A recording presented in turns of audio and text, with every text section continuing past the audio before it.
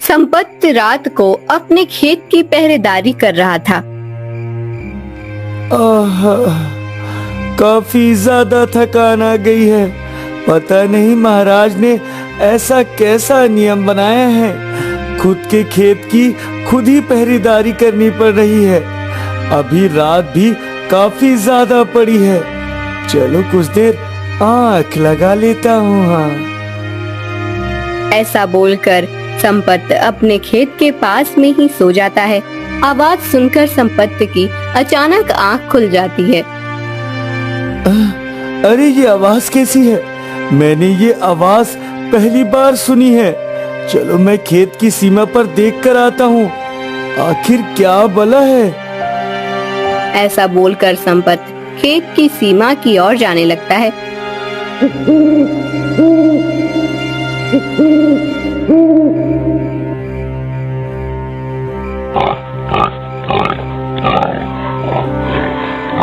तभी अचानक एक आदमखोर सुअर पीछे से संपत पर हमला कर देता है।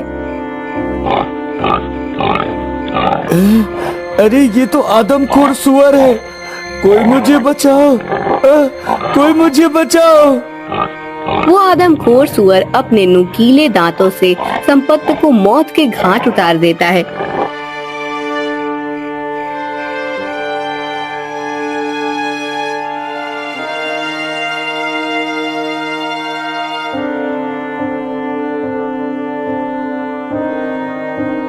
हे भगवान, ये मेरे पति को क्या हो गया? किस जालिम ने इनकी इतनी बुरी तरीके से हत्या कर दी है? देखते देखते सारे गांव वाले वहां पर इकट्ठा हो जाते हैं।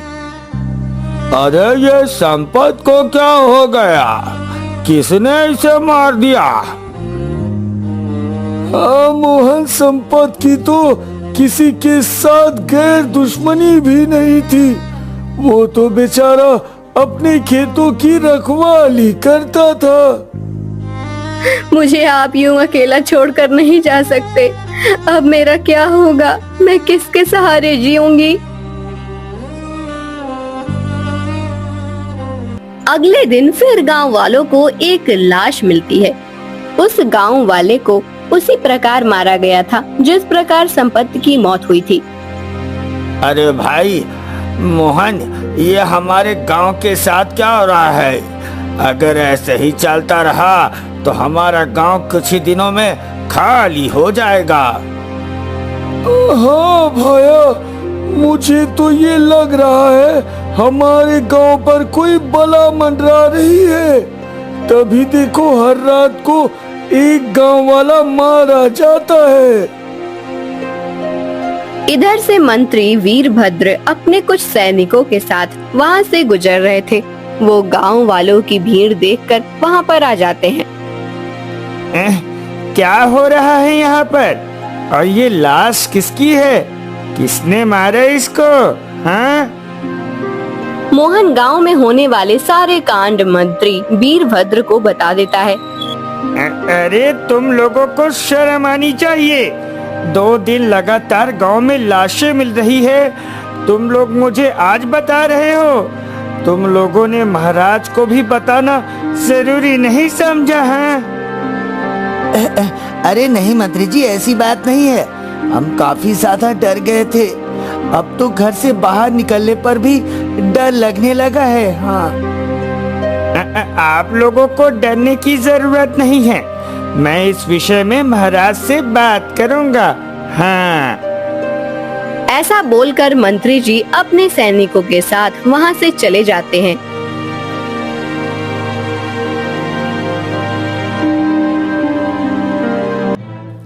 महाराज, गांव में काफी ज्यादा लोगों की मौतें हो रही है महाराज।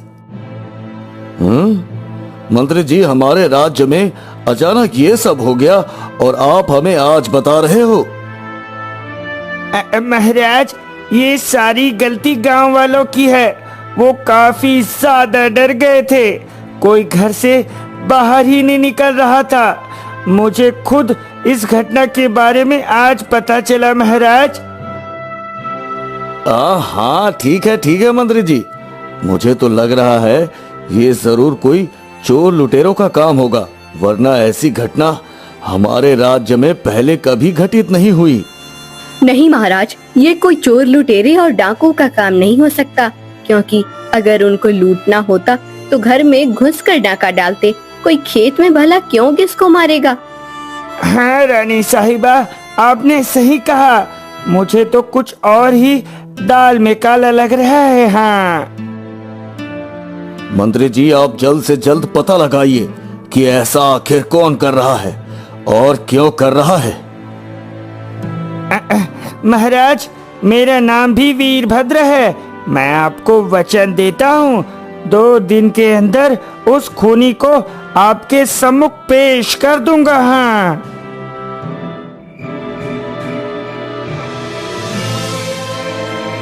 रात होते ही मंत्री जी कुछ सैनिकों को गांव के बीच पहरे पर लगा देते हैं। अरे सुनो, तुम मुझे कहीं पर अकेला छोड़कर मत जाना। पता नहीं वो बला किसको कहां पर मार दे। अच्छा हुआ तुमने मेरे मुंह की बात छीन ली। तुम भी मुझे कहीं पर छोड़कर मत जाना भाई। सैनिक ऐसा बोल ही रहे होते हैं, तभी उन्हें किसी के पैरों की आवाज सुनाई देती है। अरे सेनापति, तुम यहीं पर रुको, मैं देख कर आता हूँ आखिर इतनी रात को कौन गांव में दाखिल हुआ है। ऐसा बोलकर सैनिक उस आवाज की ओर जाने लगता है।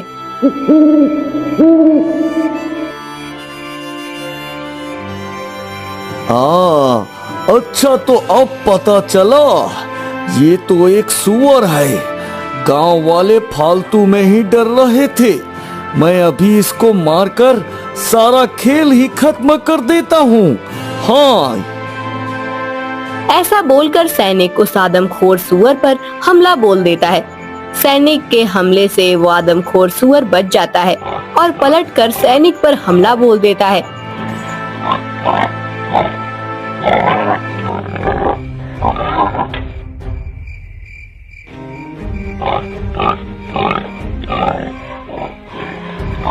एक सैनिक कैसे भी करके वहां से बच निकलता है।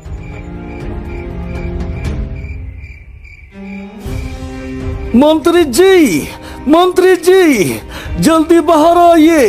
हमारे सारे सैनिक भाई मारे गए हैं, जल्दी आइए। अरे सेनापति, ये तुम्हें क्या हुआ और ये तुम्हारे शरीर पर चोट कैसे आई है? सैनिक उस खूनी आदमखोर सुअर के बारे में सारी घटना मंत्री वीरभद्र को बता देता है और वहीं पर ही मर जाता है। हे भगवान, सारा कांड एक आदमखोर सुअर कर रहा है। मेरे सारे सैनिकों को उसने मार गिराया। मुझे लगता है वो सुअर काफी ज्यादा खतरनाक और हैवान है। मुझे इस विषय में सुबह महाराज से बात करनी होगी। हाँ। अगली सुबह मंत्री जल्दी ही राजमहल आ जाता है।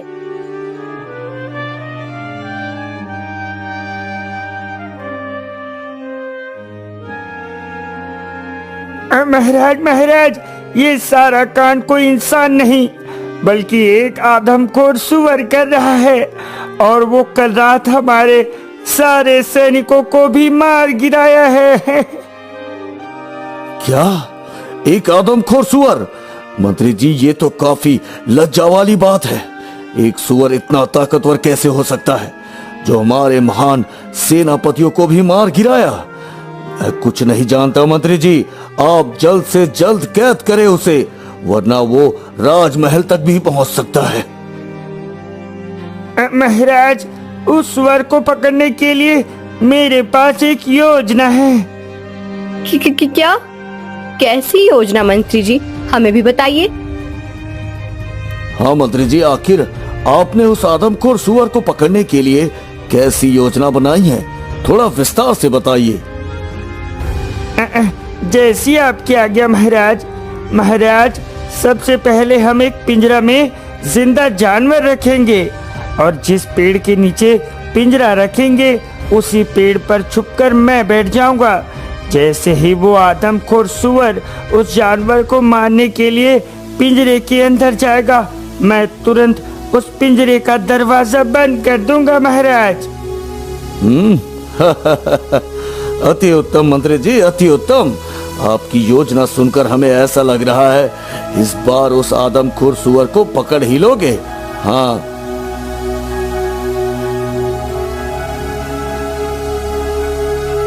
सुनो गांव वालों, हम उस आदमखोर सुअर को पकड़ने के लिए एक युक्ति बना रहे हैं। जब तक वो पकड़ा न जाए तब तक आप अपने घर में ही रहिए। हाँ मंत्री जी, आपने सही कहा, हम सब घर के अंदर ही रहेंगे। हमें बस आप कैसे भी करके इस मुसीबत से छुटकारा दिलवाइए भाई। हाँ, आप चिंता ना करें, उस आदमखोर सुअर की ये रात आखिरी रात होगी। हाँ, कुछ ही देर में रात हो जाती है। मंत्री अपनी योजना के मुताबिक एक पिंजरे में हिरनी का जिंदा बच्चा अंदर छोड़ देता है और खुद एक पेड़ पर सटकर बैठ जाता है। बस एक बार वो सुअर इस पिंजरे के अंदर चला जाए, फिर मैं उसको दिखाता हूँ मंत्री वीरभद्र का जलवा। हाँ। मंत्री अपनी तारीफ कर ही रहा होता है, तभी उसको किसी के दौड़ने की आवाज सुनाई देती है।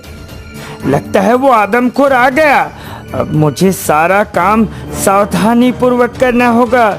इस बार अगर वो आदमखोर सुअर बच गया तो मैं कहीं कह नहीं रहूंगा। अब जैसे ही वो सुअर पिंजरे के समीप आता है, वो पिंजरे में ना घुसते हुए सीधा उस पेड़ पर हमला कर देता है जिस पर मंत्री जी विराजमान थे। अब मंत्री वीरभद्र भी पेड़ से नीचे उतरकर उस सुअर पर हमला बोल देते हैं। उस हमले में मंत्री जी सुअर के आगे वाले पैर पर तलवार से वार कर देते हैं। सुअर वहां से भागने लगता है। मंत्री वीरभद्र भी उस सुअर का पीछा करने लगता है। अंधेरे का फायदा उठाकर वो सुअर खेतों के अंदर घुस जाता है। उफ, ये आदमखोर सुअर फिर से बच गया, लेकिन मैं भी देखता हूँ ये मेरे चंगुल से कितने दिनों तक बचता रहता है।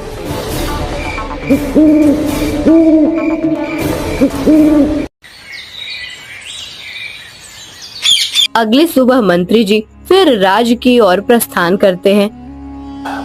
मंत्री जी, आपको ये चोट कैसे आई? राजा की बात सुनकर मंत्री जी रात वाली सारी घटना बता देते हैं। मंत्री जी, मुझे लगता है वो आदमखोर सुअर काफी ज्यादा चालाक है, तभी तो किसी के चंगुल में नहीं आ रहा है।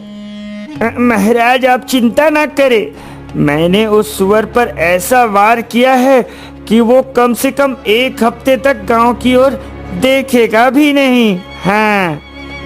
तभी मंत्री वीरभद्र की नजर रानी पुष्पावती पर जाती है, जो एक हाथ पर पट्टी बांध रखी थी। महारानी, आपने ये पट्टी क्यों बांध रखी है? क्या हुआ आपके हाथ को? मंत्री जी, कल हम बागीचे में टहलते टहलते गिर गए। थोड़ी फिसलन के कारण हाथ पर घाव हो गया। अजीब बात है, जहाँ मैंने उस आदमखोर सुअर पर हमला किया था उसी जगह पर महारानी पुष्पावती को चोट आई है। मुझे महाराज को ये सब बता देना चाहिए। नहीं, बिना सबूत महारानी पर शक नहीं कर सकता मैं। मुझे इस बात का पता लगाना ही होगा कि आखिर उस आदमखोर सुअर और महारानी का क्या संबंध है। हाँ।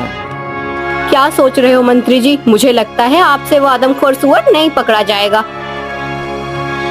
महारानी साहिबा, मैं अपनी जान देकर भी उस आदमखोर सुअर को पकड़ कर ही रहूंगा। एक बार तो वो बच गया, लेकिन इस बार उसको मार नहीं होगा। हाँ। ऐसा बोलकर मंत्री वहाँ से चला जाता है। कुछ दिन बीत जाते हैं, लेकिन गांव में आदमखोर सुअर वाली घटना दोबारा नहीं होती है। एक दिन मंत्री वीरभद्र जंगल के रास्ते से पड़ोसी राज्य की ओर जा रहे थे। तभी उन्हें एक पेड़ के पास साधु बाबा दिख जाते हैं। मंत्री साधु को देखकर वहीं पर रुक जाता है और उन्हें पूछने लगता है, साधु बाबा, आप इस जंगल में ना रहिए। ये जंगल और गांव काफी ज्यादा खतरनाक है। हाँ। मुझे लगता है आप इस राज्य के मंत्री हो, लेकिन आपके मुख पर ये चिंता के बादल क्यों छाए हुए हैं? जी साधु बाबा। ऐसा बोलकर मंत्री साधु को गांव में होने वाले कांड के बारे में सारी घटना बता देता है। मंत्री जी, मैं एक सिद्ध मुनि हूँ और मैं जानता हूँ कि वो आदमखोर सुअर कौन है और क्यों इंसानों को मार रहा है। साधु बाबा, मैं आपकी बातों का मतलब नहीं समझा। आखिर आप कहना क्या चाहते हैं? मंत्री जी, वो आदमखोर सुअर और कोई नहीं बल्कि इस राज्य की रानी है, यानी आपकी रानी साहिबा पुष्पावती, और वो हमेशा जवान रहने के लिए इंसानों को मार रही है। लेकिन साधु बाबा, ऐसे बिना सबूत के मैं रानी साहिबा पर उंगली नहीं उठा सकता हूँ। मंत्री जी, आज रात आप पुष्पावती पर नजर रखिए। वो जहाँ भी जाए आप उसका पीछा कीजिए, आपको सच्चाई का पता चल जाएगा। और हाँ, आप अपने महाराज को भी साथ में ले लीजिए। साधु की बात सुनकर मंत्री जी पड़ोसी राज्य न जाकर राजमहल की तरफ मुड़ जाते हैं।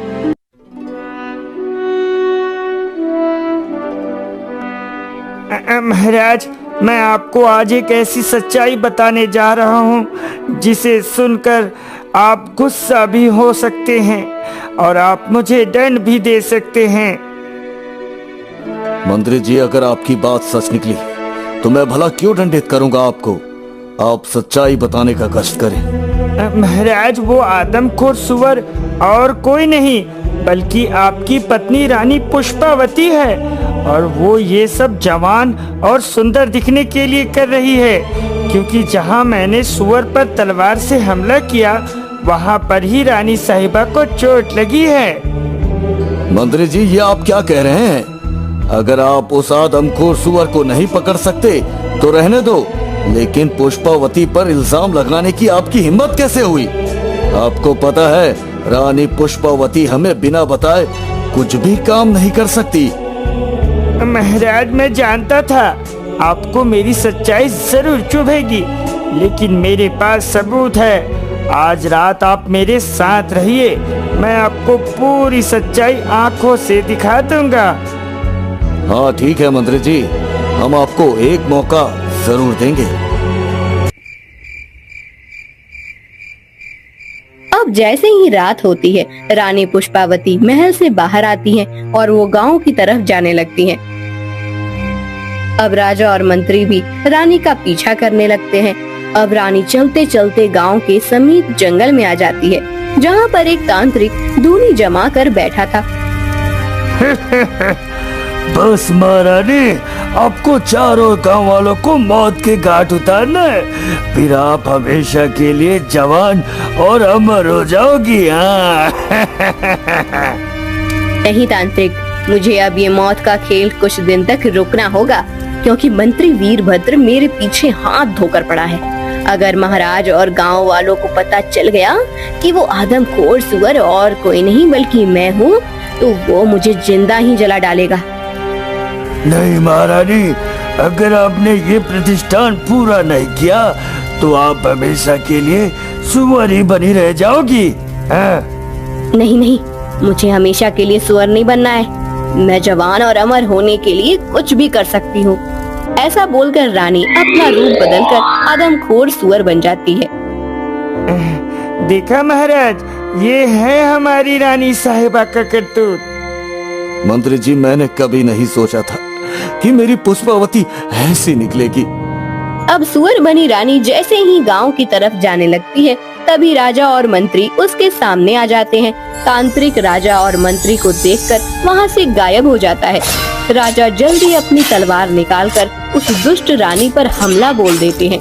कुछ ही पल में राजा उस रानी बने आदमखोर सुअर को मौत के घाट उतार देते हैं।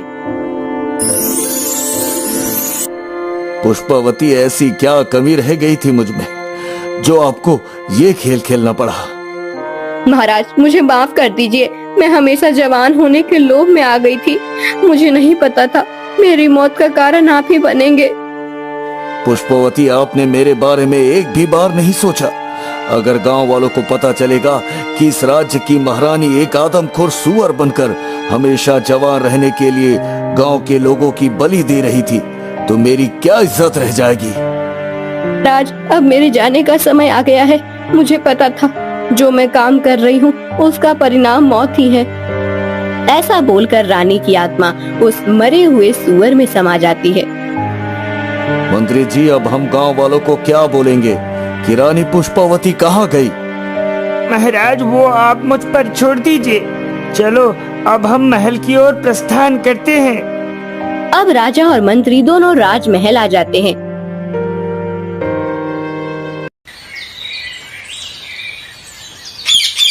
अब जैसे ही सुबह होती है, मंत्री जी फिर उस साधु बाबा के पास आते हैं। साधु बाबा, आपने जो बताया वो सच निकला, लेकिन एक विडंबना है। मंत्री जी, अब कैसी विडंबना आ गई? साधु बाबा, आपको तो पता है वो आदमखोर सुअर राजा की पत्नी पुष्पावती थी और हमने उसे मौत के घाट भी उतार दिया। लेकिन जब गांव वाले पूछेंगे कि रानी पुष्पावती कहाँ है, तो हम उनको क्या जवाब देंगे? मंत्री जी, बस इतनी सी बात आप गांव वालों को बोल दीजिए, आदमखोर सुअर को महारानी ने मारा है और वो उससे लड़ते लड़ते खुद अपने प्राण निछावर कर दी, और उस सुअर की लाश गांव वालों को दिखा दीजिए। साधु बाबा, आपने मेरी इतनी मदद की है, मैं आपका यह एहसान जिंदगी भर नहीं भूलूंगा बाबा जी। ऐसा बोलकर मंत्री जी वहाँ से चले जाते हैं और गांव वालों के बीच में आ जाते हैं। गांव वालों, वो आदमखोर सुअर मारा गया। हाँ, और उस आदमखोर सुअर से लड़ते लड़ते हमारी रानी साहिबा ने अपने राज्य के लिए अपने प्राण गंवा दिए। रानी साहिबा इतनी बहादुर निकलेगी, हमें पता नहीं था। हमें बचाने के लिए उन्होंने अपने प्राणों की बलि दे दी। अरे वाह! तभी सैनिक उस मरे हुए सुअर की लाश लेकर आते हैं। अब गांव वाले ये मान चुके थे कि उस आदमखोर सुअर को महारानी ने मारा है और वो सुअर से लड़ते लड़ते खुद भी मारी गई है। मंत्री जी, आपने इस राज्य को बचाने के लिए बहुत उपकार किए हैं। हम तो यही चाहते हैं कि हर राजा के पास आप जैसा मंत्री होना चाहिए।